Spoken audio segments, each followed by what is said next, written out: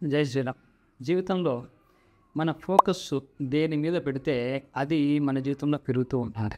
ఈరోజు తెలుసుకోబోయే ఐశ్వర్య సూత్రం ఏంటంటే, ఎప్పుడు కూడా సమృద్ధి గురించి ఆలోచించండి, లేమి గురించి ఆలోచించవద్దు. బేసిక్ ప్రిన్సిపల్ ఏంటి ఇక్కడ? మన ఫోకస్ దేని మీద దృష్టి పెడితే అది పెరుగుతుంది. యోగ వాసిష్టంలో ఇలా చెప్పారు, యదా దృష్టి తదా సృష్టి అని చెప్పి. అంటే నువ్వు దృష్టి ఏ విధంగా ఉంటుందో ఆ దృష్టి దేని ఎలా పెడుతున్నావో అది నీ జీవితంలో పెరుగుతూ ఉంటుంది, సృష్టించుకుంటూ ఉంటావు అనేదా. కాబట్టి చాలామంది మనకు సంపద లేకుంటే సమృద్ధి అనే దాని మీద దృష్టి పక్కన పెట్టేసి లేనితనం గురించి ఆలోచిస్తూ ఉంటారు. చూడండి, ఈ యూనివర్సు, ఈ ప్రపంచము, ఈ విశ్వం అంతా కూడా అబండెంట్గా ఉంటుంది, ఎప్పుడు కంప్లీట్గా ఉంటుంది. ఇన్కంప్లీట్గా ఎప్పుడూ ఉండదు. భగవంతుడు ఎప్పుడు కూడా పూర్వస్వరూపాన్ని కలిగినటువంటి వాడు. కాబట్టి ఇందులో కంప్లీట్నెస్సే ఉంటుంది, ఇన్కంప్లీట్గా ఉండదు. మన జీవితాలు ఇన్కంప్లీట్గా ఉండొచ్చు, లేకపోతే మనం ఇన్కంప్లీట్గా భావన చేయొచ్చు. వాస్తవానికి మనది కూడా కంప్లీటే, మన యొక్క భావన.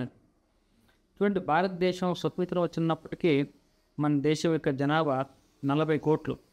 ఆ 40 కోట్లకి ఏ విధంగా ఆహారం అందిందో ఇప్పుడు 135 కోట్లు. ఇప్పటికి కూడా ఎంతమంది కూడా ఎన్ని కోట్ల మందికి కూడా రియల్ ఎస్టేట్ చేయగా, అంటే ఉన్నటువంటి భూమిని 30-40% రియల్ ఎస్టేట్ చేసినా కూడా ఆ మిగిలిన భూమి ఇన్ని కోట్ల మందికి ఆహారం అందిస్తూనే ఉంది. ఇంకా మన భారతదేశ జనాభా 200 కోట్లు పెరిగినా ఈ భూమి వాళ్ళందరికీ అన్నం పెడుతూనే ఉంటుంది. కాబట్టి ఒకటి నమ్మాలి, మనం అంతా అబండెంట్ వరల్డ్లో ఉన్నాం.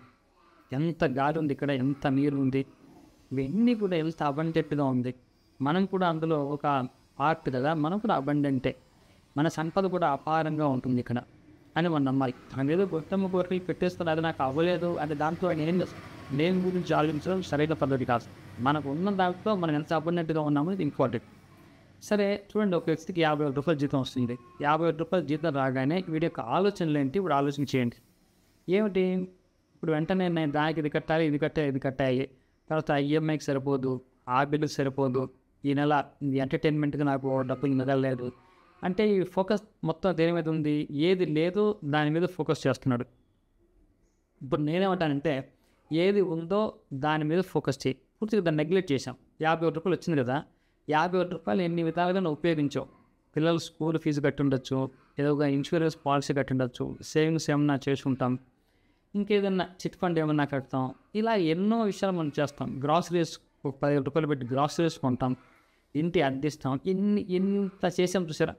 మనం ఎంత సమృద్ధిగా ఉన్నాం అంటే ఎంతమందికి మనం వెల్త్ క్రియేట్ చేసాము. ఇక్కడ ఇంటి ఓనర్కి డబ్బులు ఇచ్చామా, గ్రాసరీ షాప్ వాడికి 10,000 రూపాయలు ఇచ్చామా, ఇంకోటికి 5,000 రూపాయలు ఇచ్చామా, ఇవన్నీ కొంటున్నామంటే ఎంత మన ద్వారా యూనివర్స్కి, ఈ ప్రపంచానికి ఎంత డబ్బు వెళ్ళితే మన ద్వారా.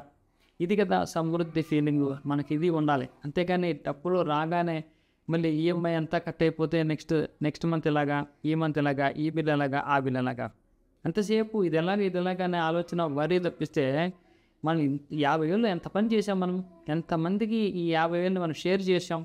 వాళ్ళు ఇవ్వాల్సిందో ఏదో కానివ్వండి, అంతమందికి మనం వెల్త్ క్రియేట్ చేసాం కదా అన్న భావన ఒక్కసారి ఉంటే మన ఫోకస్ సమృద్ధి మీద ఉంటుంది. లేకపోతే అస్తమానం మన ఫోకస్ అంతా లేని మీదే ఉంటుంది, ఏది లేదో దాని మీద. మనం లేని దాని మీద ఫోకస్ చేసి ఆ లేనితనాన్ని పెంచుకుంటున్నాం. కాబట్టి మన ఫోకస్ని రైట్న షిఫ్ట్ చేయండి. అది ఎలాగ ఉంటుంది? సమస్యను ఆలోచిద్దాం. సమస్య ఆలోచించొద్దని చెప్పట్ల, దాని మీద మరీ అంత దృష్టి పెట్టాల్సిన అవసరం లేదు. ఈ నెల సరిపోలేదు, కావాలంటే అప్పు తీసుకో, వచ్చే నెల క్లియర్ చేద్దాం, అంతే దానికి పరిష్కారం. అంతకుమించి దాని మీద అదే పనిగా ఆలోచన చేసి వరీ చేసి మన ఫోకస్ అంతా, ఎనర్జీ లెవెల్స్ అంతా దాని మీద పెట్టేసి మన ఎనర్జీ దేని మీద వెళ్ళాలి? సమృద్ధి మీద వెళ్ళాలి. ఎంత సమృద్ధిగా ఉన్నాం ఈ నెల అని ఆలోచించాలి. కాబట్టి మన ఫోకస్ ఎప్పుడు కూడా సమృద్ధి మీదే ఉండాలి, లేవి మీద ఫోకస్ ఉండకూడదు. ఇది ఈ రోజు యొక్క మన ఐశ్వర్య సూత్రం. స్వస్తి.